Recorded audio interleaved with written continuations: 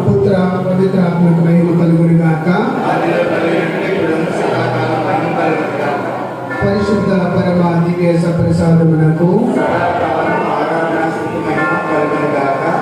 పిత పుత్ర పవిత్ర ఆత్మకు మహిమ కలుగును గాక.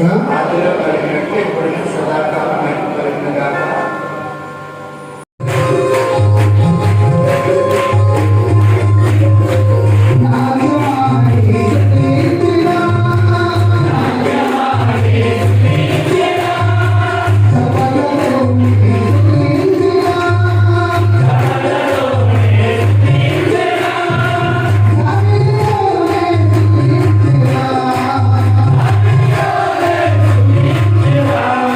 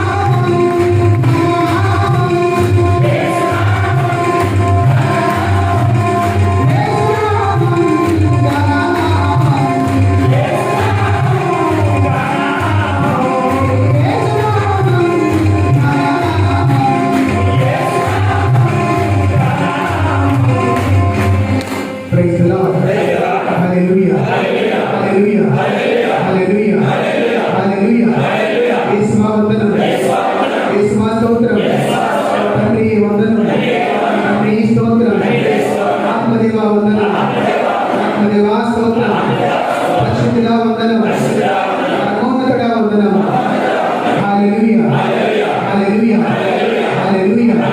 హల్లెలూయా. అందరూ ఇక్కడ కూర్చోండి. మీలో ఎంతమంది ఫాదర్ పిలిచారని మేము వచ్చామని ఎంతమంది ప్రభుని మందిరమున వసింపగలవాడు ఎవరు?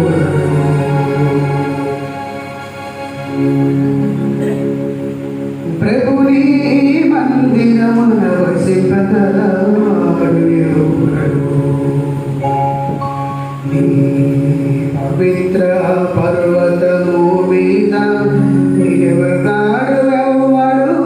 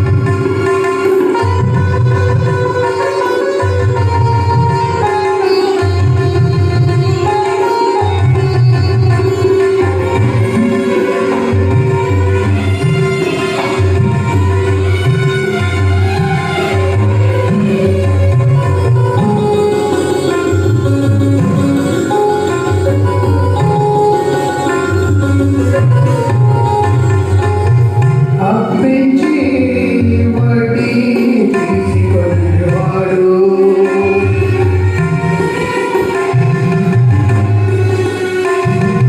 లంచము పుచ్చుకొనని వాడు నిర్దోషులకు అన్యాయము చేయని వాడు ఇంటి వాడికి ఎన్నటికీ వృద్ధిల్లదు.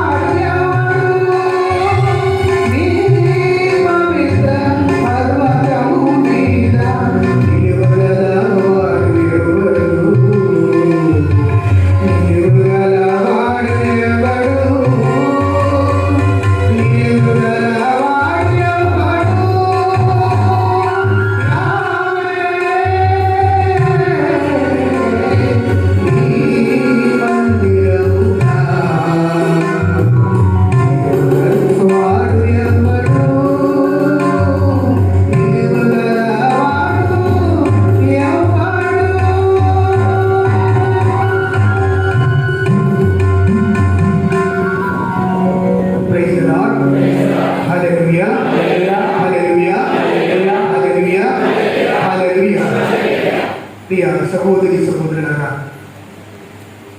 నేను పాట రూపంలో పాడింది మీకు అర్థం కాకపోవచ్చు, కానీ ఆ ఉన్నటువంటి వాక్యాన్ని మీరు చదివినట్లయితే మీరు నేను మనందరికీ దేవుని యొక్క ఆలయంలోకి రావడానికి అసలు మనకు అర్హత అనేటువంటి ఉన్నదా లేదా అనేటువంటి దానిని కీర్తనకారులు మనకి చెప్తూ ఉన్నారు.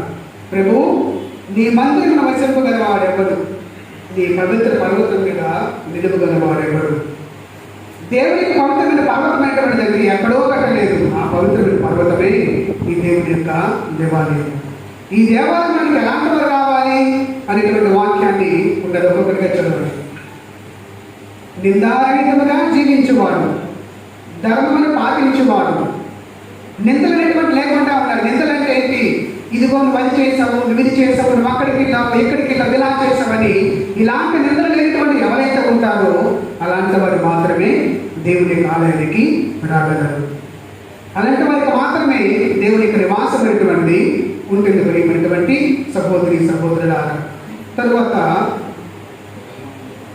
ధర్మమును పాటించేవాడు, హృదయపూర్వకముగా సత్యము పలుకువాడు. మనం చాలా మందిని హృదయపూర్వకంగా మనం సత్యం పలకం, సగం పలికి సగం వదిలేస్తాం. అవునా? సగం పలికితే ఏమవుతుందేమో, నన్ను ఎవరేమైనా అంటారేమో, ఒకవేళ తిడతారేమో, చెప్పినట్లయితే మా అమ్మ కొడుతుందేమో, లేకపోతే మా ఆవిడ కొడుతుందేమో, మా ఆయన కొడతాడేమో అని చెప్పి మనం సత్యమైనటువంటిది పూర్తి స్థాయిలో మనం మాట్లాడాలి. కాబట్టి ఈ దేవుని కార్యములకు రావడానికి ఇవన్నీ కూడా ఇతరుల మీద కొందరిని చెప్పినవాడు, స్నేహితులకు కీడి చేయవాడు, ఇరుగు పొరుగు వారి మీద నిందలు మోపినవాడు, ఇవన్నీ కూడా దేవుని కార్యానికి రావడానికి అర్హతలు. ఏంటివి? దేవుని కార్యానికి రావడానికి అర్హతలు. దేవుని కాలానికి ఎవరు పడితే వాళ్ళు రాలేదు, వచ్చినప్పటికీ కూడా దేవునికి దీవెనలు పొందలేదు. ఒకవేళ పొందాలని ఆశపడినా దేవుడు వాటిని నీకు ఇవ్వడు. దేవుడు వాటిని నీకు ఏ ఒక్కరు ఎలాంటి పరిస్థితులను పడినా సరే దేవుడు అది ఒక్కటి కూడా నీకు ఇవ్వడు. ఎందుకు ఇవ్వడు? నీలో నువ్వు నిందారహితముగా లేవు, దేవుని చిత్త ప్రకారముగా నువ్వు లేవు, దేవుని మాట ప్రకారముగా జీవించట్లేదు. కాబట్టి ఇలాంటి ఆటంకములన్నీ కూడా దేవుని యొక్క ఆలయానికి రావడానికి ఇవన్నీ కూడా చెప్తూ ఉన్నారు ప్రియమైనటువంటి సహోదరి సహోదరులారా. 4వ వాక్యంలో దేవుడు తిరస్కరించిన వారిని అనాదరణ చేయవాడు, దైవభక్తులను గౌరవించేవాడు, నష్టము వాటిలను తాను చేసిన ప్రమాణమును నిలబెట్టుకునేవాడు. మనకి చాలాసార్లు తినడానికి తిండి లేదు, మనకి డబ్బు లేదు, అధికారం లేదు, సంపద లేదు, అయినప్పటికీ కూడా దేవుని యొక్క చిత్తములో నిలబెట్టుకున్నటువంటి వాడు అలాంటి వాడు మాత్రమే అతని యొక్క సాన్నిధ్యానికి రాగలరు. మిగతా వాళ్ళు ఎవరు కూడా అతని యొక్క సాన్నిధ్యానికి వచ్చినా సరే అక్కడ ఆ డోర్ దగ్గర ఉండవలసిందే. తర్వాత వాటిని చూడండి. అప్పుచ్చి వడ్డీ తీసుకున్న వాడు, లంచము పుచ్చుకున్న వాడు, నిర్దోషులకు అన్యాయం చేయని వాడు, ఇంటివాడు ఎన్నటికని తొట్టున్నారు.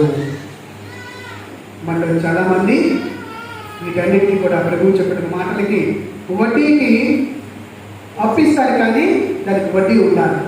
అలాంటి వాళ్ళు నేను నీకు 100 రూపాయలు ఇస్తాను, దానికి ఎంతో కొంత దానికి వడ్డీ ఉండాలి. ఉంటేనే నేను నీకు ఇస్తాను, లేకపోతే డబ్బులు ఎటువంటి ఇవ్వను. అలా చేసినటువంటి వాడు దేవుని కాలానికి అర్హుడు కాదు అని చెప్తున్నారు. నిర్దోషులను అన్యాయము చేయని వాడు, దోషులు చేసిన నిర్దోషులు ఉన్నటువంటి వారికి అన్యాయం చేసినటువంటి వాడిని దేవుడు వారందరినీ కూడా దేవుని ఆలయంలోనికి రానటువంటి ప్రేమించినటువంటి సహోదరి సహోదరు. అందుకని దేవుని మనకు ఆలయానికి రావాలనుకుంటే ఇవన్నీ కూడా అర్హతలు. ఒక ఉద్యోగానికి మనకి వెళ్ళడానికి, ఎవరైనా ఉద్యోగానికి వెళ్ళాలనుకున్న వారు నీకు ఇది నువ్వు చదవాలి, నువ్వు స్థాయికి ఉండాలి, లేకపోతే నీకు క్వాలిఫికేషన్ ఉండాలి, నువ్వు ఈ స్కూల్లో నువ్వు చదివి ఉండాలి, లేకపోతే నీవు కులానికి నువ్వు చెందుతారు, లేదా ఈ మతానికి నువ్వు చెందుతున్నారు. అలాంటి వారికి మాత్రమే ఈ ఉద్యోగం పెట్టడం ఇవ్వబడుతుంది, లేకపోతే ఈ ఉద్యోగం ఇవ్వబడదు. అదే విధంగా దేవుని ఆలయానికి రావడానికి కూడా ఇవన్నీ కూడా మనకి అర్హతలు ఉండాలి. ప్రియమైనటువంటి సహోదరి సహోదరుల, మరి ఇలాంటి అర్హతలు మనం ఈ ఆలయంలో ఉన్నంతసేపు కూడా మనకి ఉన్నాయా లేదా అనేటువంటి దాన్ని ఆత్మపరిశీలన చేసుకుంటూ దేవుని యొక్క వాక్యాన్ని మనము ధ్యానించబోతూ ఉన్నాం. ఆ సిలువని చూసారా?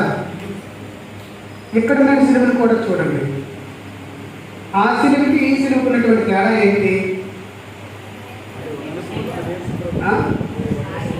అది ఒంటి ఖాళీగా ఉన్నటువంటి సిలువ, ఇది క్రీస్తుకు వేలాడుతున్నటువంటి సిలువ. మరి యేసుక్రీస్తుని సిలువ మీద నుంచి దించేసి సమాధి చేశారు కాబట్టి అప్పుడు సిలువ మీద మనిషి ఉంది కదా, అవునా కదా?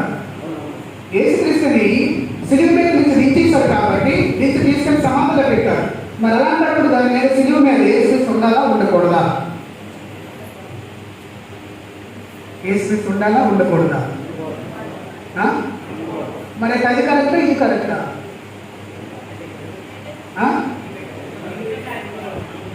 కరెక్ట్ చెప్పండి.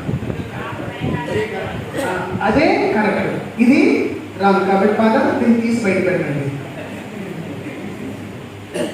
ఆ సిలువ ఒకటే కరెక్ట్ కాబట్టి అది ఉంచండి.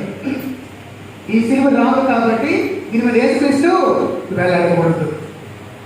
దీని మీద యేసుక్రీస్తు వేలాడుతుంది సిలువ కాదు. అంతేనా?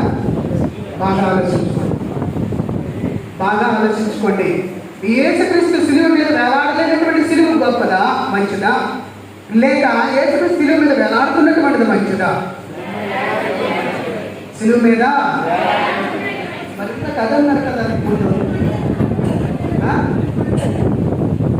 నేను అందుకని మీరు బాగా ఆలోచించండి అంటున్నాను. ఏది క్షేమకరం, ఏది గుడిలో ఉండాలి, ఏది బయట ఉండాలి? ఇది గుడిలో ఉండాలి, అది బయట ఉండాలి. మరి అది బయట పెట్టలేదు కదా అప్పుడు.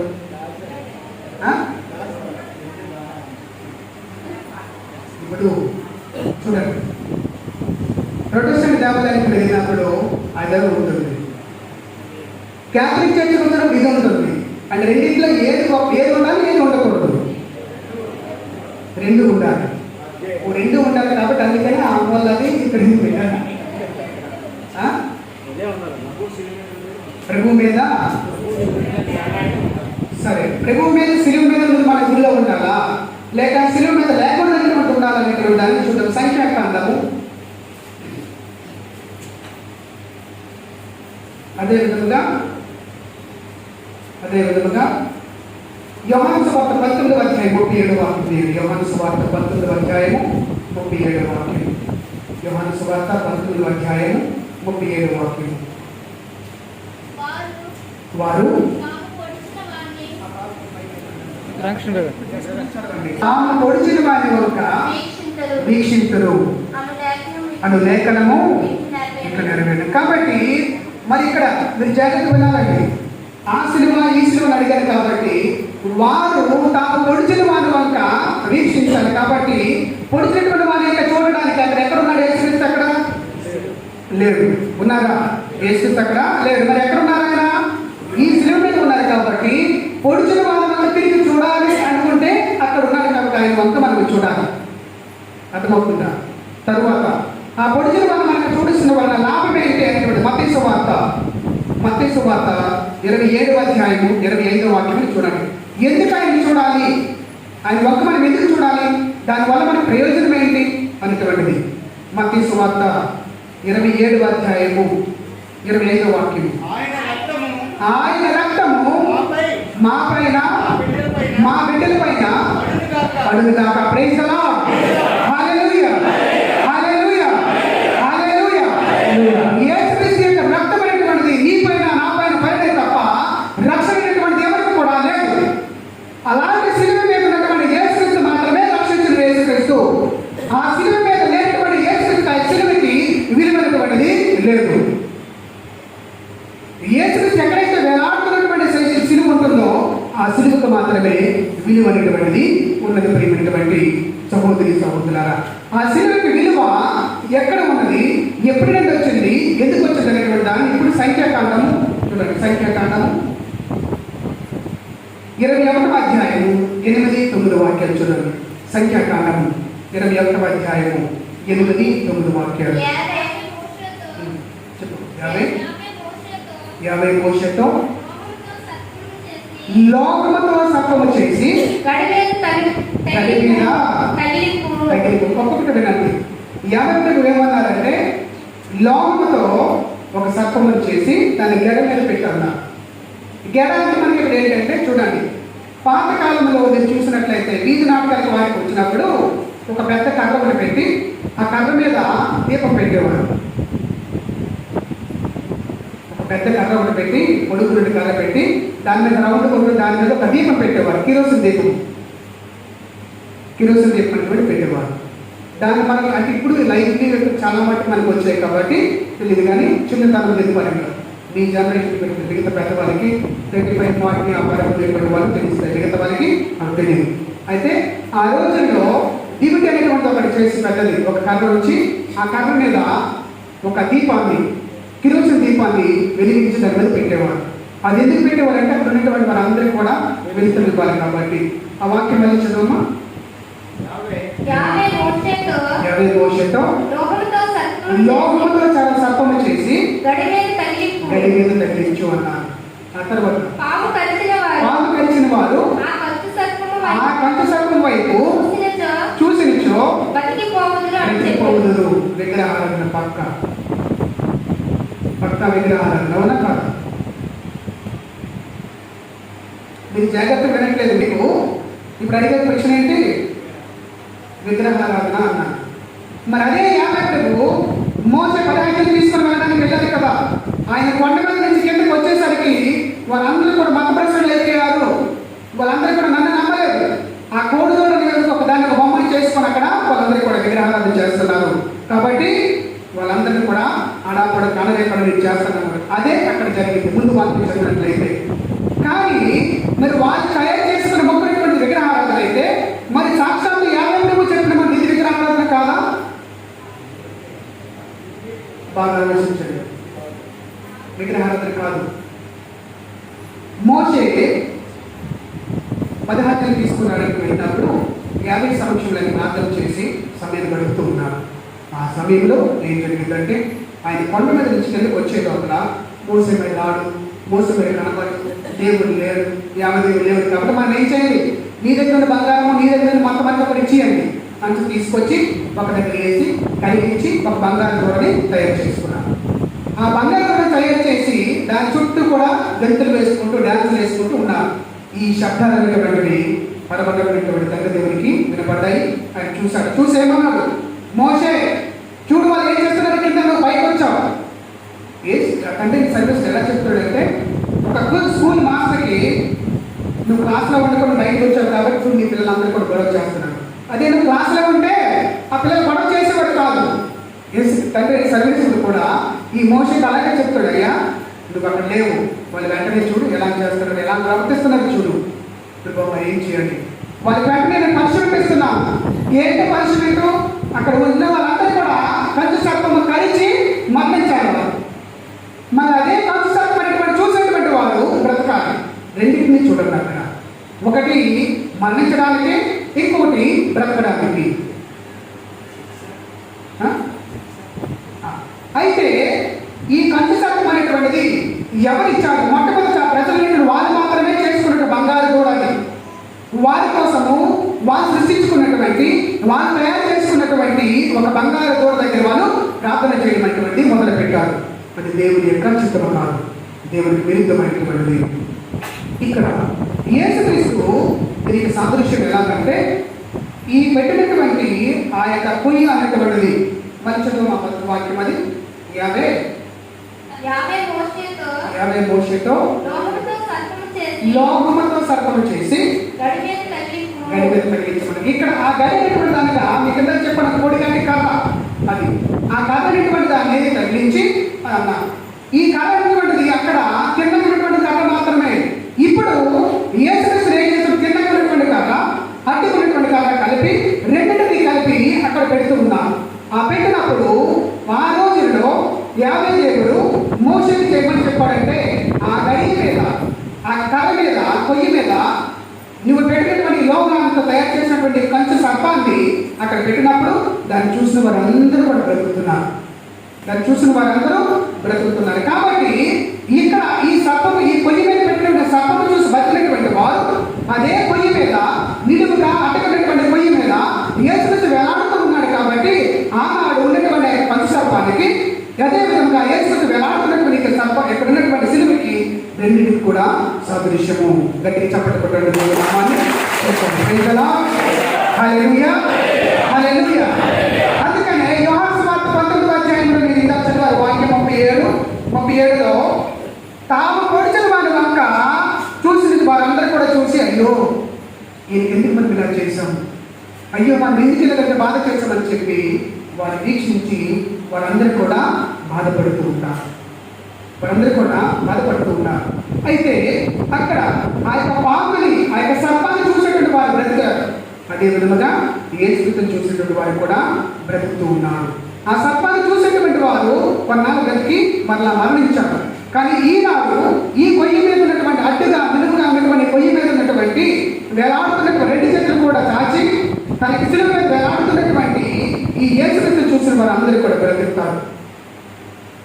బ్రతుకటనే చనిపోయారు. శాశ్వతమైనటువంటి జీవితాన్ని వారికి ఇస్తాను. నిరంతరం కూడా ఆయన పొందే భాగ్యాన్ని, నిరంతరం కూడా బ్రతుకునే భాగ్యాన్ని, నిరంతరం కూడా దేవుని యొక్క నామాన్ని స్తుతించే భాగ్యాన్ని, నిరంతరం కూడా దేవుని యొక్క దేవతల సమేతముగా వారందరూ కూడా కలిపి స్తుతించే భాగ్యాన్ని అక్కడ ఇస్తున్నారు. ప్రియమైనటువంటి సహోదరి సహోదరులారా, ఇక తర్వాత మాటలు మనం చూద్దాం. జకరియా గ్రంథము 12వ అధ్యాయము 10వ వాక్యం చూడండి. జకరియా గ్రంథము 12వ అధ్యాయము 10వ వాక్యము. దావీదు వంశస్థుల పైనను యెరూషలేముని ఇతర ప్రజల పైనను దయాగుణమును ప్రార్థనా గుణమును కుమ్మరించును.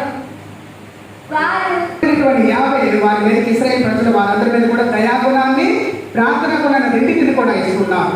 అయితే అక్కడ ఇశ్రాయేలు ప్రజలు ఈ కంచు సర్పాన్ని చూసినటువంటి వారికి ప్రార్థనా గుణమైనటువంటి వారికి లేదు, దయాగుణమైనటువంటి వారి ఎవరికి కూడా లేదు. అదేవిధంగా యెషయా గ్రంథము 53వ అధ్యాయము 9వ వాక్యం చదవండి. అయితే ఈ శిలువ మీద వేలాడుతున్నటువంటి ఆయనని ఏ తప్పు చేయకుండా ఎన్నడూ అబద్ధం ఆడకుండాను అతని దుస్తుల పట్ల పక్కని ఆయన్ని ప్రకటించాడు. ఆయన ఎవరిని కూడా ఏ మాట అనలేదు, ఆయన ఎవరిని కూడా దూషించలేదు, ఎవరిని కూడా నిందలు వేయలేదు. కానీ ఆయన ఎక్కడ తీసుకెళ్ళి పెట్టారు? మార్పులైనటువంటి దుష్టులైన వారి యొక్క పక్కని ఆయన కూడా నిందలు చేసేటువంటి విధముగా సిలువ వేశారు. సిలువ అనేటువంటిది అక్కడ కనబడుతుంది. ప్రియమైనటువంటి సహోదరి సహోదరులు, తర్వాత చదువు. దుర్మార్గుల పక్కన యేసుని ఎక్కడ సమాధి చేశారు? ఆయన ఒంటరిగా దుర్మార్గులు ఇక్కడ ఎవరు? 2 దొంగవాళ్ళు. మిగతా వాళ్ళు ఎవరైతే ఉన్నారో ఆయన కూడా దుర్మార్గులకి ఎటువంటి శిక్ష జరిగిందో యేసుకి కూడా అక్కడ అదే శిక్ష అనేటువంటిది జరుగుతూ ఉన్నది. ఆ తర్వాత సమాధి చేశారు. అదేవిధంగా కీర్తన గ్రంథము 34వ అధ్యాయం 6వ వాక్యం చూడండి. కీర్తన గ్రంథము 34:6. కీర్తన గ్రంథము 34:6. దరిద్రుడు ప్రభువులకు మొరపెట్టగా అతడు వినును.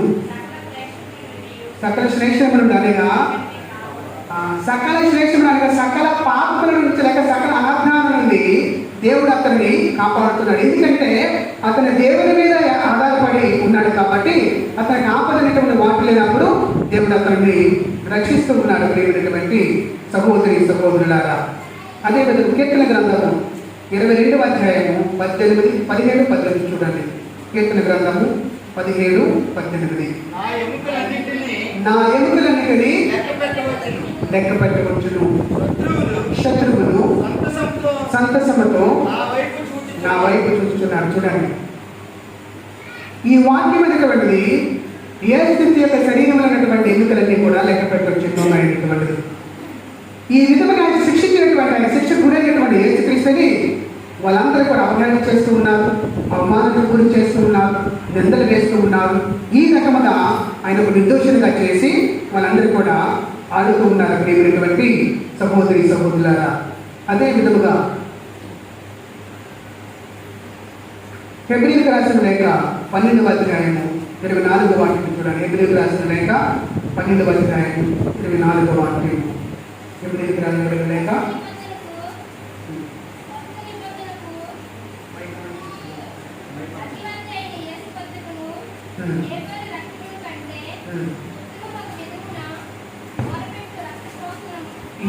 ఏబేలు చిందించినటువంటి రక్తం కంటే కూడా ఇది కొత్తదైనటువంటి నిబంధన. ఏబేలు చిందించిన రక్తం అనేటువంటిది ఏమిటి? అది ఒక పగ ప్రతీకారంతో చెందినటువంటి రక్తము తప్ప దానిలో రక్షణ అనేటువంటిది లేదు. కానీ యేసుక్రీస్తు చెందినటువంటి రక్తం అనేటువంటిది మాత్రం ప్రతి ఒక్కరి మీద కూడా రక్షణ అనేటువంటిది ఉంటుంది. అందుకనే ఆనాడు యేసుక్రీస్తుని సిలువ వేసినప్పుడు ఆ ప్రజలు పలికినటువంటి మాటలు ఒకసారి మనం చూద్దాం. మత్తయి సువార్త 27, 25 వరకు చూడండి. మత్తయి సువార్త 27, 25. ఆయన రక్తము మాపై మా బిడ్డల పైన పడునుగాక. Praise the lord. Hallelujah, hallelujah. ఆయన రక్తం అనేటువంటి నా పైన మా బిడ్డల పైన పడాలి. ఎందుకంటే ప్రజలందరూ కూడా చూస్తూ ఉన్నారు, అయ్యో ఆయన నీతిమంతుడు కదా, ఆయన ఏ పాపము చేయలేదు, ఎవరి పల్లెని కూడా మాట్లాడలేదు, ఎవరి ఆస్తిని కూడా దోచుకోలేదు. అలాంటి వ్యక్తిని ఈయన శిక్షిస్తున్నారు. ఎందుకు ఇలా చేస్తున్నారు? కాబట్టి ఆయన నీతిమంతుడు. ఆ నీతిమంతుడికి రక్తం అనేటువంటిది మా పైన మా బిడ్డల పైన పడితే అప్పుడు మాకు రక్షణ అనేటువంటిది వస్తుంది. మా పైన మా బిడ్డల పైన పడినప్పుడు మా రోగాలు అనేటువంటివి నయం చేయబడతాయి. మా పైన మా బిడ్డల పైన పడినప్పుడు మా పాపాలు అనేటువంటి అడగలేయబడతాయి. మనం ఎందుకు స్నానం చేస్తాం? ఒంటి గంటటువంటి ముడుకంతా పోవడానికి మనం స్నానం చేస్తాం. అదే విధముగా యేసుక్రీస్తు యొక్క రక్తం అనేటువంటిది కూడా మనందరి మీద పడినప్పుడు మన పాపాలన్నింటినీ కూడా పరిగణించబడతాయి. ప్రియమైనటువంటి సహోదరి సహోదరులారా,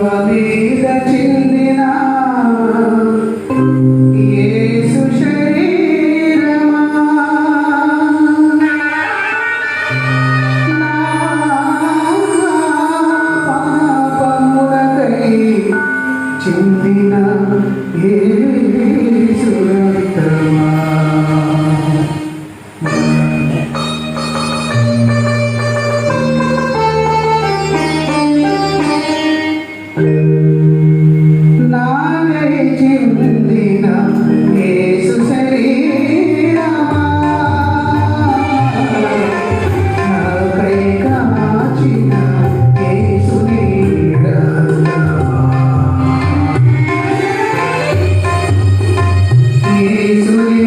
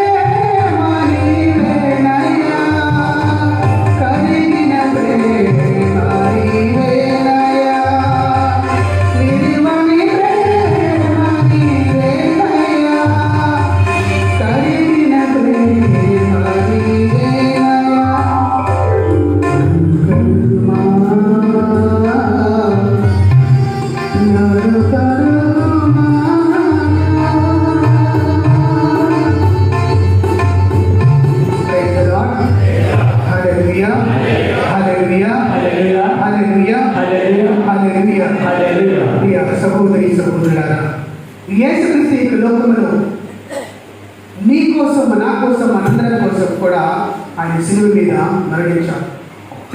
ఆయన మరణించాడనేటువంటి దానికి నిదర్శనం అటువంటి ఏమిటి? ఆయన మరణించాడు నిజంగా నువ్వు చూసావా? నేనేమైనా చూసానా? ఆయన ఆ రోజుల్లో మరణించాడనేటువంటి దానికి సాక్ష్యం అనేటువంటి ఎవరు? నువ్వేమైనా సాక్ష్యం చెప్పగలవా? నేనేమైనా సాక్ష్యం చెప్పగలనా? యేసుక్రీస్తు నిజంగా ఆకాశానికి భూమికి మధ్య వేలాడడానికి సాక్ష్యం ఎవరు? నువ్వేమైనా సాక్ష్యం చెప్పగలవా? నేనేమైనా సాక్ష్యంగా నిలబడగలనా? ఎన్నో కొన్ని వేల సంవత్సరాల క్రితం జరిగినటువంటి ఆ యొక్క సంఘటన ఇది. దాన్ని నమ్మగలమా? నమ్మగలమండి? నేను మీకు చాలా ప్రశ్నలు వేస్తున్నాను, జాగ్రత్త వినకపోతే మీకు అర్థం కాదు. యేసుక్రీస్తు ఎప్పుడో మరణించాడండి. ఆయన సుమారుగా 2021 సంవత్సరాల క్రితం ఆయన మరణించాడు. ఆయన మరణించడానికి దానికి సాక్ష్యం ఎవరు?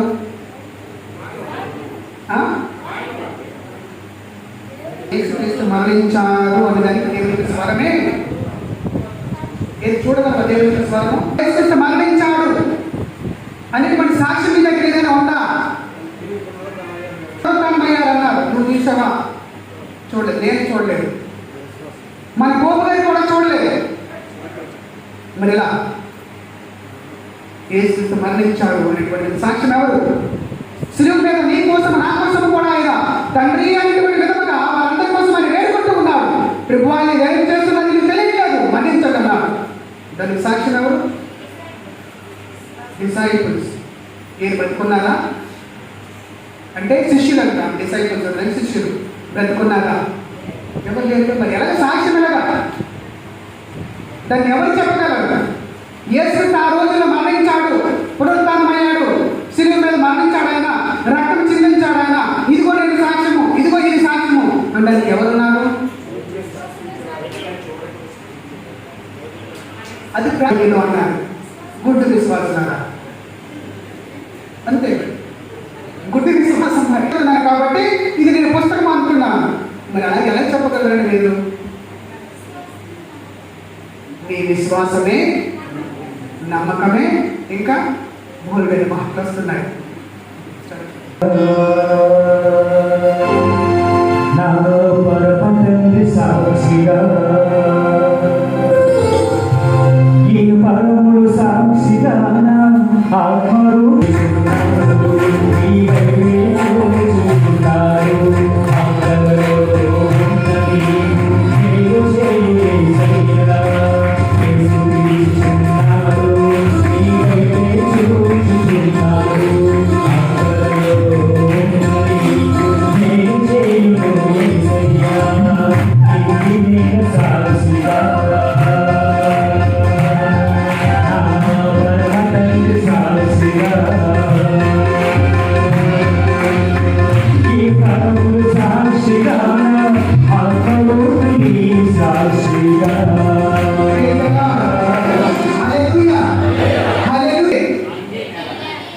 విన్నారు బానే?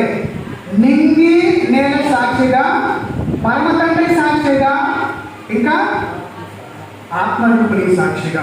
ఇవి సాక్ష్యాలు. ఆ రోజు నుంచి ఈ రోజు వరకు ఎంత ఏమైనా నశించాయా? ఏమైనా మాయమైపోయావా? ఎవరైనా పట్టుకెళ్ళిపోయారా? ఏమైనా భూములను కలిసిపోయావా? నింగి నేల అప్పుడు ఉంది, ఇప్పుడు ఉంది. ఉన్నాయా లేవా? ఉన్నాయా లేవా? ఉన్నాయి. పరమ తండ్రి సాక్షిగా దేవుడు అప్పుడు ఇప్పుడు ఉన్నారా లేరా? ఉన్నారు. తర్వాత ఇంకెవరు? ఆత్మరూపుని సాక్షిగా పరిశుద్ధాత్మని సర్వేశ్వరుడు అప్పుడు ఇప్పుడు కూడా ఉన్నారా లేదా?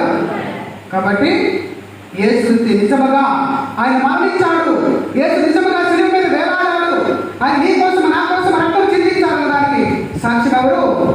నింగి నేల మన తండ్రి సర్వేశ్వరుడు, ఆత్మని సర్వేశ్వరుడు. వీరు అప్పటి నుంచి ఇప్పటి వరకు కూడా ఉన్నారు, తర్వాత కూడా ఉంటారు. తర్వాత మీద ముళ్ళ సాక్షిగా కాల్చిన కన్నీరు సాక్షిగా. ఎందుకంటే ఆయన శరీరం ముళ్ళప్పుడు చిందించాడు కాబట్టి ఆ ముళ్ళ కిరీటాన్ని ఆయన శిలువ మీద మనం వేస్తున్నాం. అది మనకు సాక్ష్యం. ఎందుకంటే సాక్ష్యము ఆ రోజు యేసుక్రీస్తు చిందించాడు ముళ్ళ కిరీటం అనేటువంటిది, ముళ్ళు అనేటువంటిది ఆయన తల మీద పెట్టబడినటువంటి దానికి అది మనకి సాక్ష్యము. రెండవది ఇంకేంటి, ఆయన చిందించినటువంటి రక్తము కూడా ఆయన ఆ రక్తం అనేటువంటిది ఆనాడు బైబిల్ కూడా మనకేమన్నారు, ఆయన యొక్క రక్తము మా పైన మా పిల్లల పైన పడునుగాక. ఆ రక్తం అనేటువంటి మా మీద పడినప్పుడు నేను నా పిల్లలు నా తరం వారికి కూడా రక్షించబడుతూ ఉంటారు, పాప క్షమాపణ జరుగుతుంది. కాబట్టి ఇవన్నీ కూడా యేసుక్రీస్తు యొక్క సిలువ మరణానికి సాక్ష్యములు. ఒకసారి దేవుని యొక్క నామానికి గట్టిగా చప్పట్లు కొట్టి మనం అందరము praise the lord. Hallelujah, hallelujah, హల్లెలూయా. తర్వాత చెప్పండి. పాప పరిహారం రక్తభూషణం ఆవశ్యం తనయుని మర్యాద గొర్రెపిల్లగా చిందిన రక్తం ఎందుకంటే సర్వ పాపం యొక్క పరిహారార్థం కోసం కూడా యేసుక్రీస్తు మరణించక తప్పదు. అనగా మనుషుల మీద మన అందరి యొక్క పాపాల కోసం కూడా ఆయన మరణించక తప్పదు. తర్వాత మరణించినటువంటి మామూలుగా అంటే నీ కోసం నా కోసం మన రక్తము చిందించక తప్పదు. ఈ రక్తం అనేటువంటిది మన అందరి యొక్క పాపాలు కూడా పరిహరించబడడానికి. కాబట్టి అలాంటి సిలువ మీద యేసుక్రీస్తు ఉంటేనే అది నిజమైనటువంటి సిలువ. ఆ సిలువ మీద యేసుక్రీస్తు లేనటువంటిది అది సిలువైనటువంటిది కాదు, మామూలుగా కర్ర ముక్క, నిలువులో ఒకటి అడ్డుకుంటున్నటువంటి అది ముక్క మాత్రమే.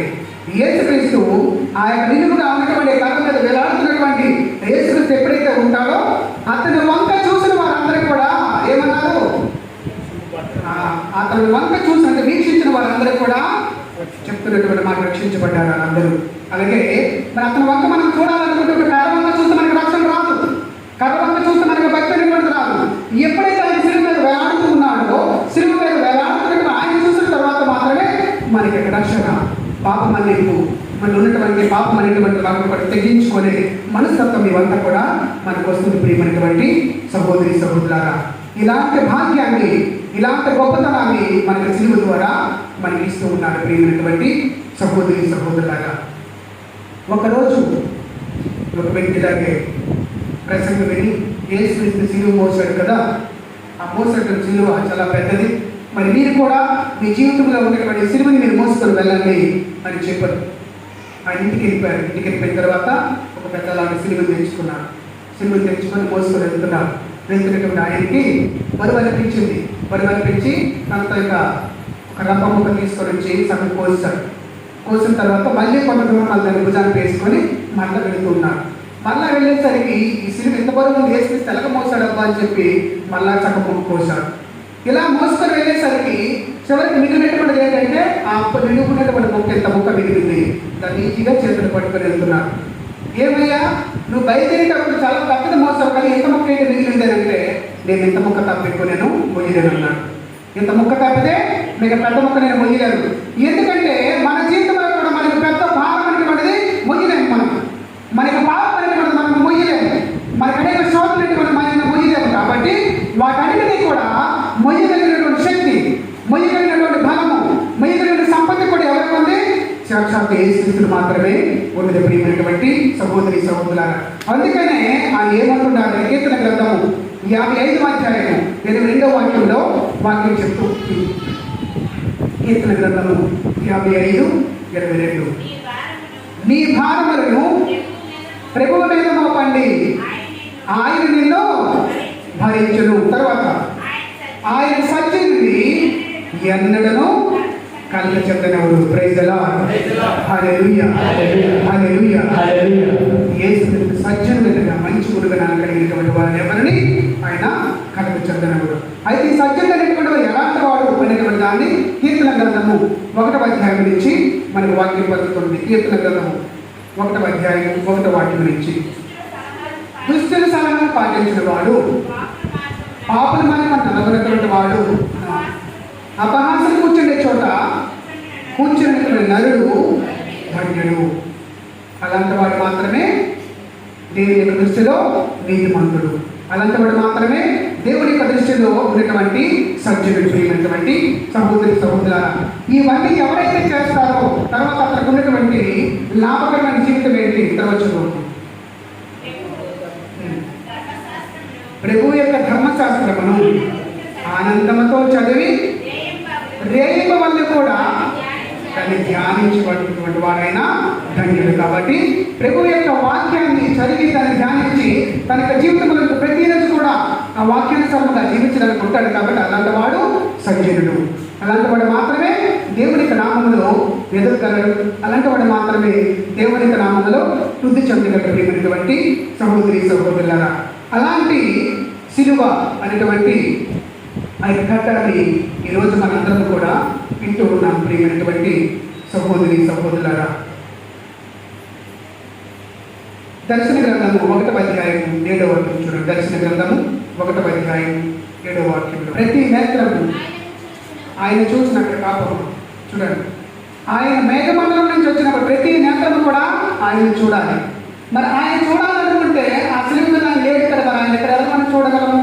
కాబట్టి ఆయన యొక్క రక్షణ అనేటువంటిది, ఆయన యొక్క ప్రణాళిక అనేటువంటిది, ఆయన మనకు రక్షణ ఇచ్చాడనేటువంటి దాన్ని ఆయన సిలువ పక్క చూస్తేనే తప్ప నీకు నాకు రక్షణ అనేటువంటిది దొరకదు. ప్రియమైనటువంటి సహోదరి సహోదరులారా, ఆ రక్షణ మార్గము, ఆ యొక్క రక్షణ బలము అనేటువంటిది మనకందరికీ కూడా దొరకాలి అని అంటే కేవలము యేసుక్రీస్తు యొక్క సిలువ ద్వారా మాత్రమే మనకు దొరుకుతుంది. ప్రియమైనటువంటి సహోదరి సహోదరులారా, ఆ సిలువలో యేసుక్రీస్తు యొక్క త్యాగము, ఆ సిలువలో యేసుక్రీస్తు యొక్క మరణమైనటువంటిది కూడా ఉన్నది. ప్రియమైనటువంటి సహోదరి సహోదరులారా, యేసుక్రీస్తు ఆయన సిలువ మీద నుంచి పడ్డారా?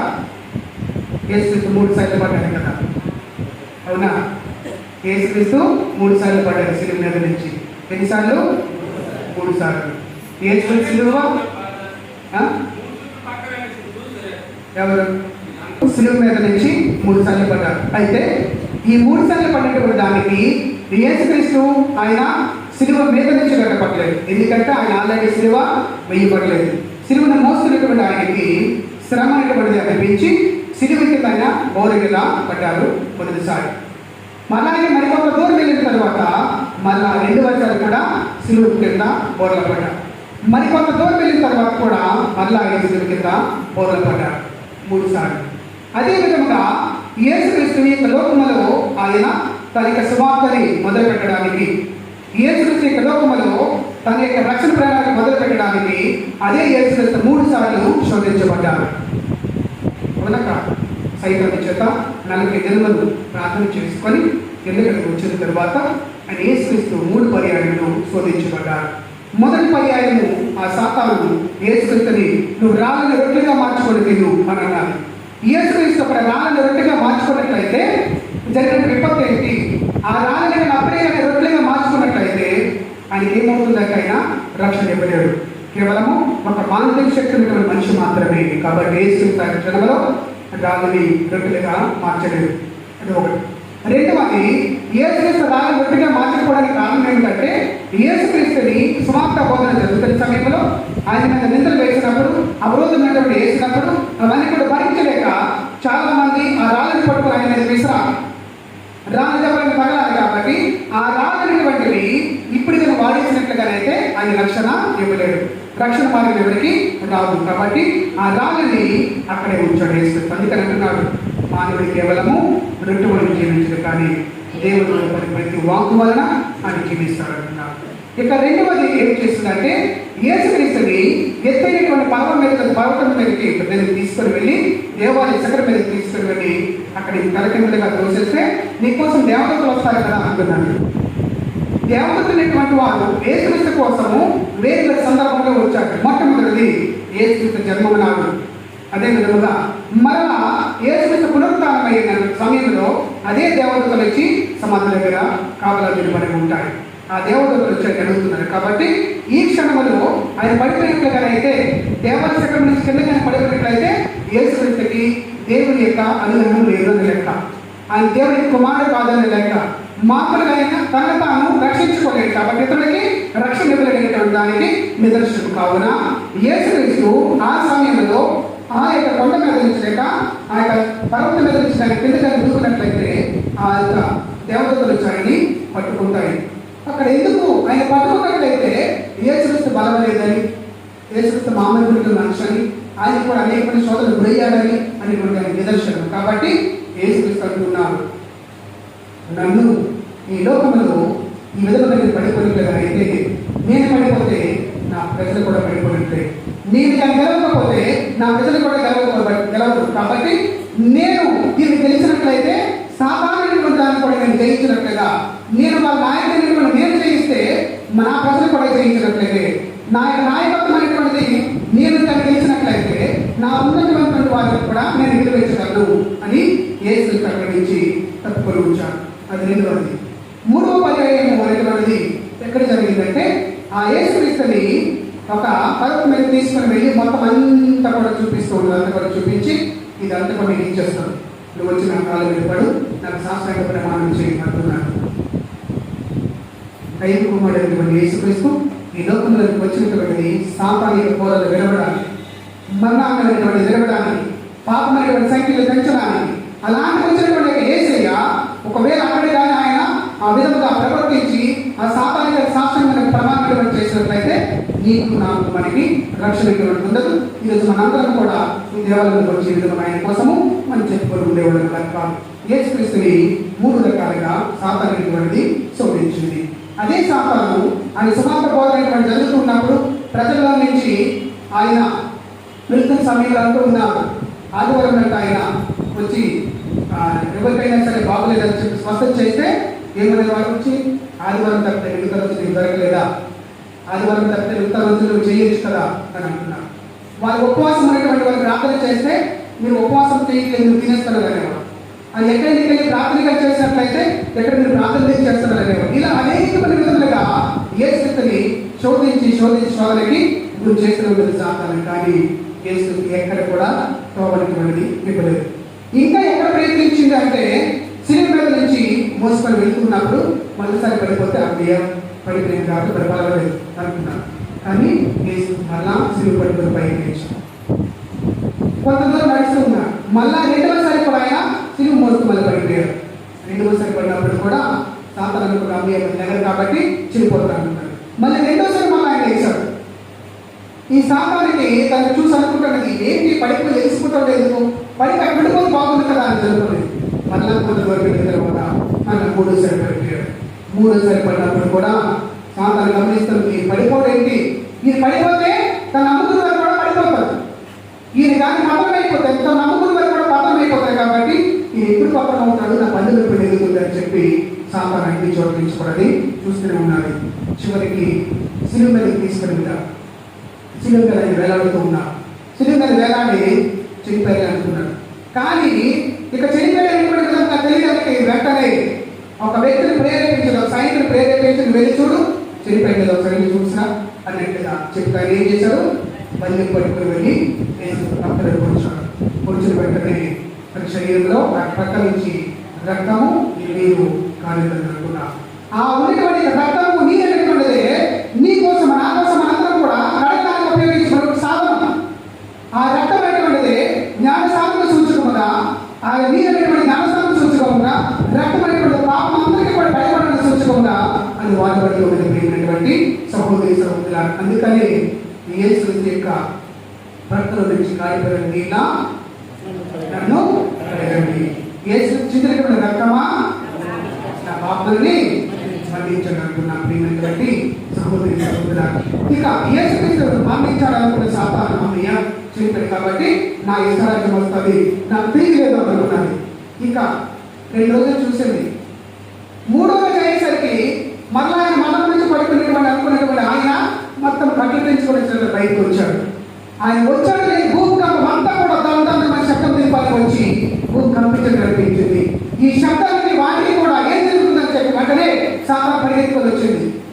ఏంటయ్యా ఈ వీళ్ళు అసలు నువ్వు పుట్టినప్పటి నుంచి నేను ఈ రోజు వరకు కూడా నిన్ను రైతులనే చేశాను, నువ్వు పుట్టడానికి ఆటంకం వచ్చాను. ఏం చేసింది, ఏ రోజు రాజు పంపించి ఏ రోజు ఆ యొక్క వయసులో ఉన్నటువంటి 3 సంవత్సరాల వయసుల పిల్లల్ని చంపించమని చెప్పాను. ఆ రోజే కానీ ఆ రోజు నువ్వు దొరకలేదు, తప్పించుకున్నావు. ఇంకొకసారి నువ్వు ఈ చింతలకు వెళ్ళిపోవడం అక్కడే నుంచి వెళ్ళిపోతావేమో అనుకున్నా, అక్కడ కూడా నువ్వు చావలేదు. దేవాలయాన్ని తప్పుపడితే ఎక్కడికి వెళ్ళిపోతావు కదా, నీకు మంచి తెలియదు కదా అనుకున్నా. ఆ రోజు కూడా వేల బోధకుల మధ్య కూర్చున్నాను, ఆ రోజు కూడా నువ్వు తప్పిపోలేదు. ఇలా ప్రతి క్షణంలో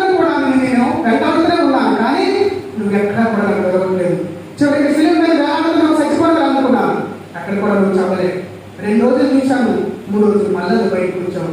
నా రాజ్యానికి ఆటంకం కలిగింది, నా రాజ్యానికి ఆటంకం కలుగుతున్నదని ఆ యొక్క సాతాను యేసు దగ్గర ఓడిపోక తప్పలేదు. ప్రియమైనటువంటి సహోదరి సహోదరులారా, praise the lord, praise the lord, hallelujah, hallelujah, hallelujah,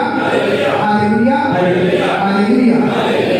అందుకని చాలాసార్లు మనం ప్రార్థనలు జరుగుతున్నటువంటి సమయంలో మనం ఎక్కువసారి మాటలు వాడుతూ ఉంటాం. యేసు యొక్క పరిశుద్ధ రక్తమా నన్ను కడగండి అని చెప్తూ ఉంటాం. యేసు యొక్క సిలువలో నాకు విజయం ఉన్నది. మనం ఏమైనా ప్రార్థనలు చేసినప్పుడు మనం ఏమంటూ ఉంటామే, నాకు శిరస్సు నుంచి అది పాలు వరకు కూడా యేసు తన రక్తమైనటువంటి నన్ను కడుగునుగాక. ఆ కడగమైనటువంటి ఎప్పుడైతే జరుగుతుందో మనలో ఉన్నటువంటి అనేకమైన మానసికమైన రోగములు, మానసికమైనటువంటి విభేదములు, మనం చేసిన పాపలన్నీ కూడా కడగవేయబడిన తర్వాత మన యొక్క మనసు ప్రశాంతంగా ఉంటుంది. ఆ ప్రశాంతమైనటువంటి జీవితాన్ని అని మన దగ్గర నుంచి కోరుతున్నాడు. ప్రియమైనటువంటి సహోదరి సహోదరులారా, praise the lord, hallelujah, hallelujah, హల్లెలూయా. యేసు మామూలుగా అడ్డుకున్నటువంటి ఉన్నటువంటి కర్ర కాదు. ఆ సిలువ అనేటువంటిది కేవలం మామూలుగా ఉన్నటువంటి ఒక కర్ర మాత్రమే కాదు. అది కేవలం యేసు యొక్క మరణ పునరుత్థానం త్యాగంతో కూడుకున్నటువంటి ఒక గురువు. దాన్ని చూసిన వారందరూ కూడా రక్షణ పొందుతూ ఉన్నారు.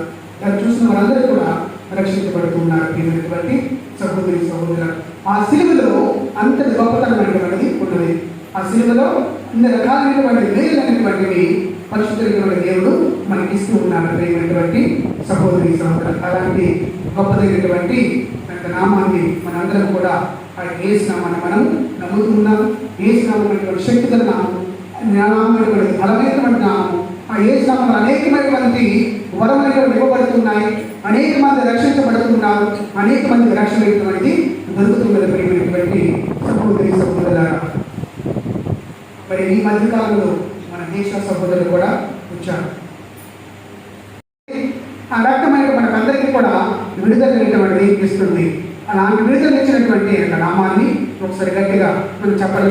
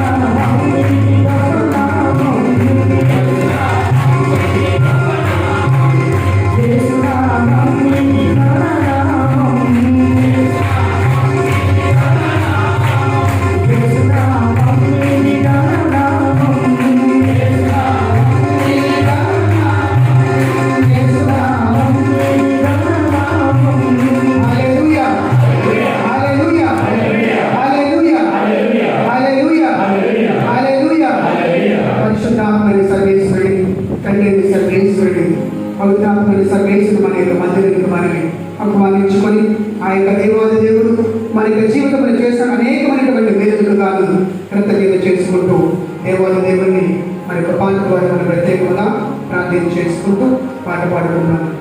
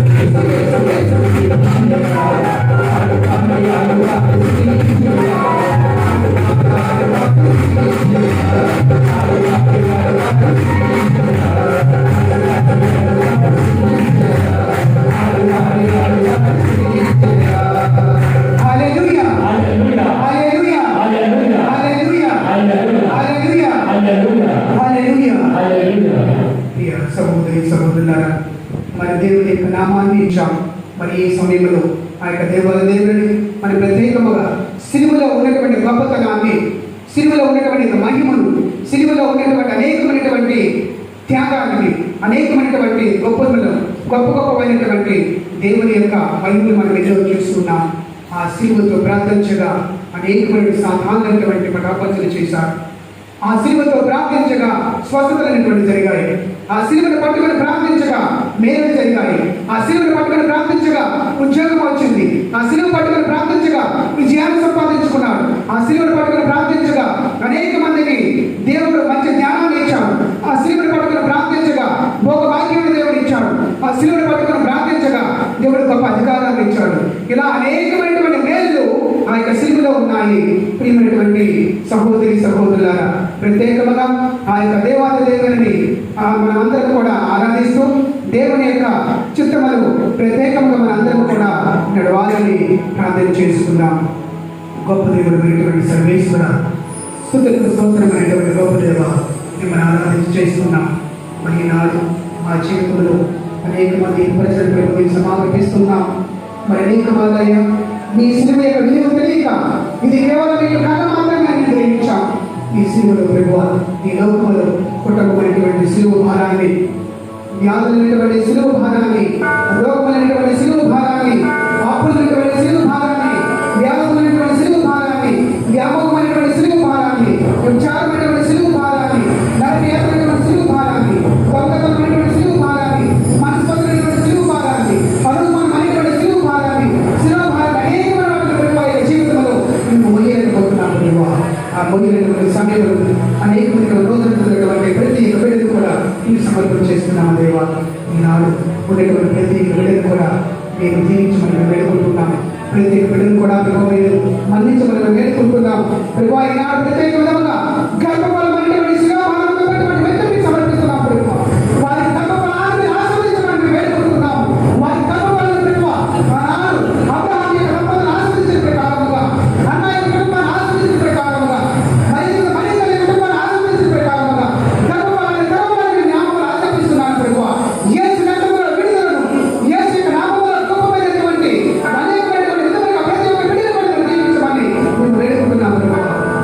ప్రభు ఈ లోకంలో బిడ్డలైనటువంటి వారికి ప్రభావం బిడ్డను దయచేయమని, ప్రభా తల్లి తత్వమైనటువంటి ఎలాంటి తెలుసు, తల్లి ఉన్నటువంటి గొప్పతనమైనటువంటి జ్ఞానంలో తెలుసు. ప్రభు ఆనాడు అమ్మ పెట్టినటువంటి ప్రార్థన మిమ్మల్ని ప్రార్థించింది. ప్రభు కన్నీరు మున్నీరుగా ప్రభు ప్రార్థించిన ప్రార్థనని ఈనాడు పెడుతున్నాం. ప్రభు ప్రత్యేకంగా ప్రత్యేక బిడ్డలని మరి గర్భఫలాన్ని ఆస్వాదించమని, ప్రత్యేకంగా వారిని దీవించమని వేడుకుంటున్నాం. ప్రభు ఈ లోకంలో పరమ వైద్యం నీవే, నీకు ఏ సిద్ధాంతములు విడుదల దయచేయమని, ప్రభు వారికి శిరస్సు నుంచి అన్ని కాలంలో కూడా శరీరంలో ప్రత్యేక భాగాన్ని కూడా ప్రభు నయం చేయమని మేము వేడుకుంటున్నాం. ప్రత్యేక భాగం నుంచి కూడా ప్రభు స్వస్థత దయచేయమని మేము వేడుకుంటున్నాం. మీ నామములో స్వస్థత కలదని, మీ నామములో విడుదల కలదని, మీ నామములో ప్రభు అనేకమైన రోగులన్నీ కూడా పటాపంచలేనటువంటి గొప్ప నామమైనటువంటి మీ నామం ప్రభు. ఆ నామములు మేము ప్రార్థన చేస్తున్నాం. ప్రభు చాలాసార్లు మరి కుటుంబంలో భర్త భార్య ఎడల వాళ్ళు ఉన్నటువంటి సులభారంగా ఆదుతున్న ప్రభువ, సులభారంగా ఆదుతున్న ప్రభువ. మరి నువ్వంటే నేను అనలేనా? నువ్వంటే నాకంటే ఏది గొప్ప? నాకంటే నువ్వు పెద్ద గొప్పవాడువా? నాకంటే నువ్వు పెద్ద గొప్పదానవా? నాకంటే నువ్వు కష్టపడగలవా? నేను తెచ్చినది నీకు భిక్ష, నేను తెచ్చినది నువ్వు తినాలి, నేను తెచ్చినటువంటి నీకు ఇచ్చినటువంటి ముసిరి, లేక నువ్వు తెచ్చినటువంటి ఇవన్నీ కూడా నా యొక్క త్యాగమైనది. అనేక రకమైన ప్రభువ చంద్రబంధులైనటువంటి జీవితాన్ని మీకు సమర్పిస్తున్నాం. ప్రభువ ఆ యొక్క సిలువ మీద వేలాడుతున్నటువంటి యేసయ్య మీ యొక్క నామం మీద ప్రతి కుటుంబాన్ని కూడా విడుదల దయచేయమని మేము వేడుకుంటున్నాం. ప్రతి కుటుంబాన్ని కూడా మీరు తాకమని వేడుకుంటున్నాం. ఆ శిలువ భారమైనటువంటి మరి మానవుడైనటువంటి భారంతో వేధిస్తున్నటువంటి భర్తను, మరి మానవుడైనటువంటి భారంతో వేధిస్తున్నటువంటి భార్యను ఇరువురు కూడా మీకు సమర్పిస్తున్నాం. మీ సిలువ కింద ప్రభువ, మీ సిలువ కింద మీ తల్లి ఏ విధంగా అయితే రోధిస్తున్నదో, మీ సిలువ కింద మీరు ప్రేమించిన శిష్యుడు ఏ విధంగా అయితే ప్రభు రోజులకు దూరుతున్నాడు, అదే విధంగా ఈనాడు అనేకమైన కుటుంబాల ప్రభు రోజులకు దూరవుతున్నాయి. అనేకమైన కుటుంబాల ప్రభు శోధనకు గురవుతున్నాయి. అనేకమైన కుటుంబాల ప్రభు వీధన పడుతున్నాయి. అనేకమైన కుటుంబాల ప్రభు ఆత్మహత్య చేసుకోవడానికి సిద్ధపడుతున్నారు.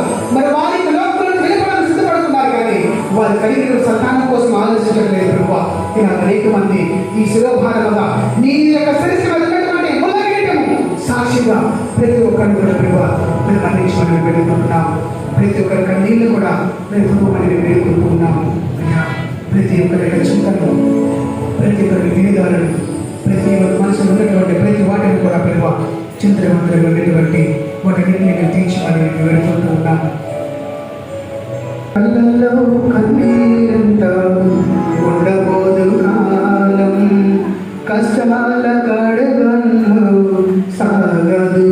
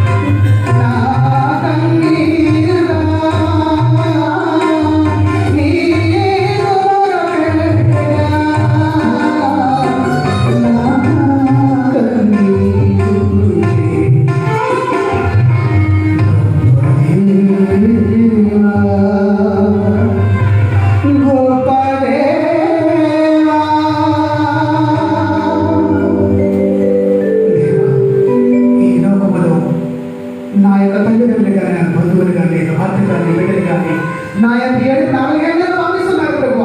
నా యొక్క అన్నింటిని అనేక విధంగా నమ్మకాన్ని చేస్తున్నారు ప్రభు. నన్ను ధృవీకరిస్తున్నారు ప్రభు. నువ్వు నటన చేస్తూ ఉన్నావు. నీకు ఇది నటన మీద ఉన్నది. నువ్వు కేవలం ఇది మాత్రమే ఏదో ఇక్కడ రావాలని ఏదో జరగాలని చేస్తున్నావని నన్ను అనేక విధంగా కార్యకి తొక్కువేస్తూ ఉన్నారు.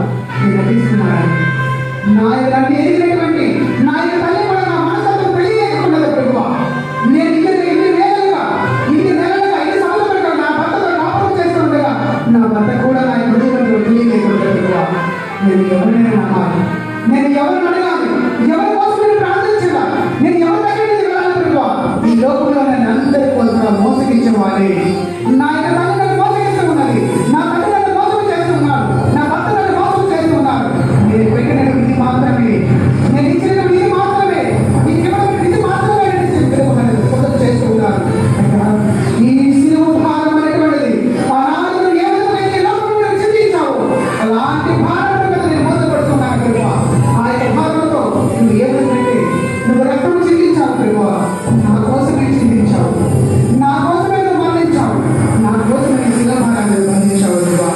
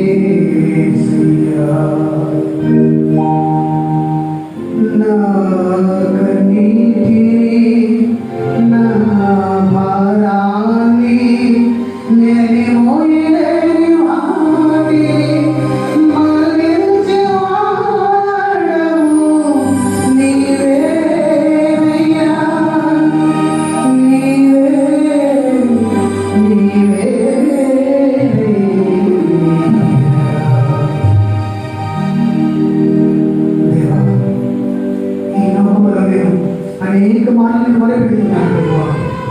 అనేక మార్లను ప్రార్థన చేస్తున్నాను. అనేక మార్లు నా ప్రార్థన నిలబడగలదని చాలా సార్లు చింతించుకున్నాను ప్రభు.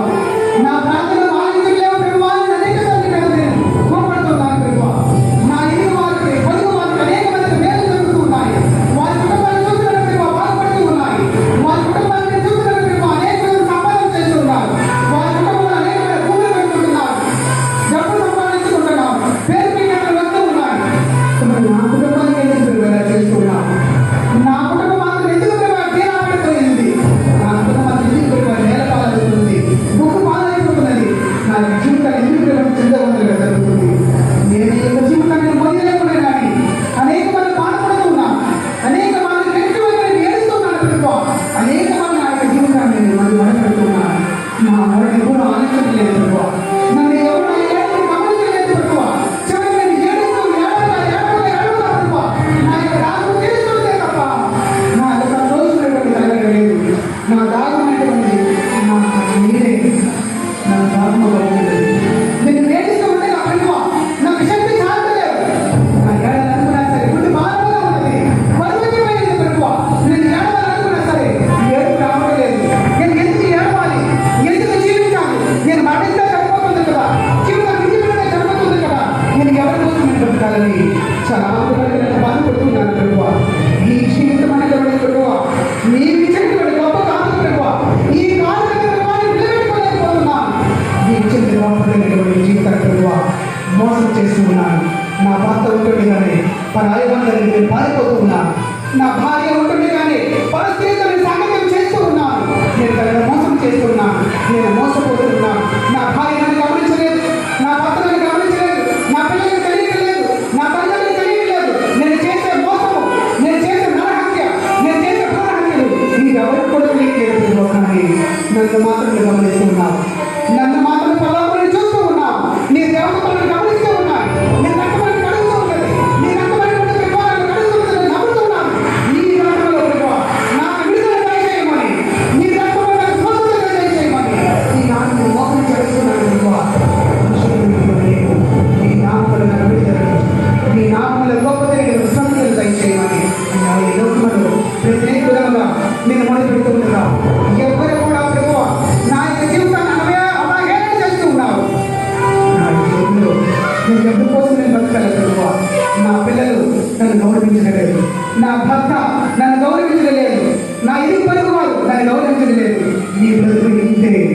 నీవు మాత్రమే అంత అనేకులు బదలాలు చేస్తున్నారు ప్రభు. దుర్గుచిన వారు నీ దగ్గర నుంచి దూరంగా వెళ్ళిపోతున్నాడు ప్రభు. ఆ ఎదురు కుమారుని ఎప్పుడు వస్తాడా ఎప్పుడు వస్తాడా చెప్పి నువ్వు ప్రేమతో ఎదురు చూస్తూ ఉన్నావు. ఆ నీరు దగ్గర చూస్తున్నటువంటి దేవా నీ రెండు చేతులు కూడా ప్రభు పైకి సాగి నీ కోసం నేను ఎదురు చూస్తూ ఉన్నాను. నా కళ్ళు అనేటువంటిది అలాగే నీ కోసం తెలుసుకొని ఉన్నాయి. నా హృదయం నీ కోసమే తెలుసుకొని చెప్పుకున్నాడు ప్రభు. నేను ఈ అడగలేకపోతున్నాను. నా జీవితంలో ప్రభు నేను నీ కోసం విన్నవించలేకపోతున్నాను. నా జీవితంలో నేను ప్రభు ప్రార్థన చేయలేకపోతున్నాను. నేను నీ కోసం మోకరించలేకపోతున్నాను. నా రెండు చేతులకు కూడా జోడించి దేవా నాకు ఇది దయచేయి ప్రభువా. దేవా నేను పాపంలో నేను ఉన్నాను. దేవా నీ శిలువ మా నాన్నని గ్రహించలేదు. నీ శిలువ నాకు పాపంగా ఉందని నేను అనేక మంది ప్రభువా నా రెండు చేతులు కూడా జోడించి కూడా నేను ప్రార్థన చేయలేకపోతున్నాను. నన్ను క్షమించలేవా, నన్ను మన్నించు ప్రభువా. నేను నీ నామములో నేను అడుగుతున్నాను ప్రభువా. ఈ రోజు నా కుటుంబాన్ని నీ పరిశుద్ధమైనటువంటి ప్రభువా ఈ యొక్క పరిశుద్ధమైన జీవితాన్ని నేను సమర్పిస్తూ ఉన్నాను. ఈ పరిశుద్ధమైన జీవితాన్ని ద్వారా నా కుటుంబాన్ని జీవించమని, నా కుటుంబాన్ని మార్చమని, అప్పటి నుంచి విడుదల దయచేయమని, నా విజ్ఞానాన్ని దయచేయమని, ఉద్యోగాన్ని దయచేయమని, అనేక విధమైన నా కుటుంబాన్ని సైనికులు దయచేయమని అన్నింటినీ కూడా ఈ ఆరు పరిశుద్ధులని ఇక సిలువలో ఉన్నటువంటి సిలువ మీద వేలాడుతున్న యేసు సిలువ సాక్షిగా ఈ నాలుగు జీవిత పరిస్థితుల్లో ఉన్నామని నీకు నమ్మకం సాక్షిగా జీవిత పరిస్థితులు నా కోసం నేను ఎదురు చూస్తున్న సాక్షిగా ఈ నాడు ప్రభావ నేను సమర్పిస్తున్నాను ప్రభావ. నా కుటుంబాన్ని నా వ్యక్తిగత జీవితాన్ని నేను సమస్యను కూడా సమర్పిస్తున్నాను ప్రభావ. నన్ను ప్రత్యేకంగా దీవించేవాడు నీవు మాత్రమే. నన్ను ఆదుకునేవాడు నీవు మాత్రమే. నన్ను ప్రేమతో కౌగులించుకునేటువంటి వాడు నీవు మాత్రమే. నన్ను ప్రేమతో ఆదరించేవాడు నీవు మాత్రమే ప్రభువా. ప్రత్యేకంగా నేను నా యొక్క హృదయాన్ని నీకు సమర్పిస్తున్నాను. నా యొక్క హృదయాన్ని వస్తువులు నేను సమర్పించాను ప్రభువా, మోసపోయాను. నా హృదయాన్ని బంగారం కోసం సమర్పించాను ప్రభువా, మోసపోయాను. నా యొక్క శరీరాన్ని ప్రభువా అనేక మంది పాపసులు సమర్పించాను ప్రభువా, మోసపోయాను. నా అనేక కూడా నా మోసపోయాను ప్రభువా. నా యొక్క పాత్రగా నేను మోసపోయాను. నేను తల్లిదండ్రులతో కూడా మోసపోయాను. ఈ మోసపూరితమైనటువంటి జీవితాన్ని నేను జీవించుకోవాలనుకున్నాను. కానీ నీవు మాత్రం నన్ను ప్రేమతో ఆదరించావు. నీవు మాత్రం నన్ను ప్రేమతో నాకు జీవితాన్ని ఇచ్చావు. ప్రేమతో నాకు ఈ జీవితాన్ని జీవించే భాగ్యం తీసి స్తోత్రం చేయించినప్పుడు నన్ను ప్రత్యేకంగా నా యొక్క జీవితాన్ని ప్రేమ నీకు సమర్పిస్తుండగా ఇక్కడ ఉన్నటువంటి ప్రతి ఒక్క బిడ్డను కూడా ప్రేమ నీ నామములో యేసు రక్తములో విడుదల జరగాలని, యేసు రక్తములో నాకు విడుదల నా కుటుంబానికి దయచేయమని, యేసు రక్తములో నా కుటుంబం రక్షించబడాలని, యేసు రక్తములో నాకు విడుదల దయచేయమని ఈ విచారాన్ని మీకు సమర్పిస్తున్నాను. అనేక మంది కుటుంబాలను సమర్పిస్తున్నాను. అనేక మంది వ్యక్తులను సమర్పిస్తున్నాను. అప్పుడు వారిని విడుదల దయచేయండి. అనేక మంది విశ్వాసంతో వారి విడుదల దయచేయండి. గుండె బాధ్యత ఉన్న వారి విడుదల చేయండి ప్రభువా. అడగకుండా వారిని విడుదల దయచేయండి ప్రభువా. మరి ముఖ్యంగా ఇక్కడ ఉన్నటువంటి వారిని ప్రభువా మరి ముగ్గురు వ్యక్తులు గుండెటువంటి భాగం మీద ప్రభువా వాళ్ళు బాధపడుతున్నారు. నా గుండె భాగం నేను బరువులు పోయలేకపోతున్నాను. నా గుండె యొక్క భాగం నేను ఎవరు తీర్చుకోగలను ప్రభువా. నువ్వు నన్ను గమనిస్తున్నాను, నాకు తెలుసు. నువ్వు నన్ను గమనిస్తున్నావు, నాకు తెలుసు. నన్ను ఎవరు గమనించలేదు, ఎవరు చూడట్లేదు. కానీ నువ్వు మాత్రం నన్ను గమనిస్తున్నావు అనేటువంటి నమ్మకంతో ఆ ప్రార్థిస్తున్న ముగ్గురు వ్యక్తులు కూడా ఈ క్షణంలో ఈ గడిలో ఈ క్షణంలో ఈ విడుదల దయచేస్తున్నామని నమ్ముతున్నాను. ఏ రక్తముల విడుదలను ఏ రక్తముల విడుదల దయచేయమని వెతుకుతున్నాను. పరిశుద్ధాత్మ సర్వేశ్వరుడు ఇక్కడ ఆలయాలకు వేయించాలి. ఇక్కడ ప్రతి ఒక్క విడుదల కూడా వేయించి ఉంచాలి. ఓ పరిశుద్ధాత్మ సర్వేశ్వర నీ ఎక్కడ పంపించి ఇక్కడ ప్రతి ఒక్క విడుదల కూడా నిర్దాత్మని నేను వెతుకుంటున్నాను. పరిశుద్ధ కలిగి పవిత్రపరిచిన విధముగా కన్యమైన పవిత్రపరిచిన విధముగా అపోస్తులు దీవించిన విధముగా యేసును నడిపించిన విధముగా లోకాన్ని ఆపరించిన విధముగా ప్రతి విడుదల కూడా ఈ నాడు తాకమని విడుదల ప్రత్యేకంగా తండ్రి సర్వేశ్వరుడా యేసును ప్రేమించిన విధముగా తన ద్వారా మమ్మల్ని ప్రేమిస్తున్నామని నమ్ముతున్నాం. మా పరిశుద్ధ తల్లి మరియు మాత ఇక్కడ మీ యొక్క బిడ్డలందరూ కూడా మీరు ఈ మార్గంగా తీసుకుని వెళ్ళండి. పరిశుద్ధమైన పరిశుద్ధ దూతలారా సకల పునీతులారా ప్రత్యేకమైన కావడానికి ప్రతి ఒక్కరు కూడా వెయిట్ చేసి వచ్చి ఈ కావడానికి పరిశుద్ధపరచమని మేము వేడుకుంటూ ఉన్నాము. ప్రతి బిడ్డను కూడా మేము దీవించమని మేము వేడుకుంటూ ఉన్నాము. ప్రతి ఒక్కరు కూడా మోకరించండి.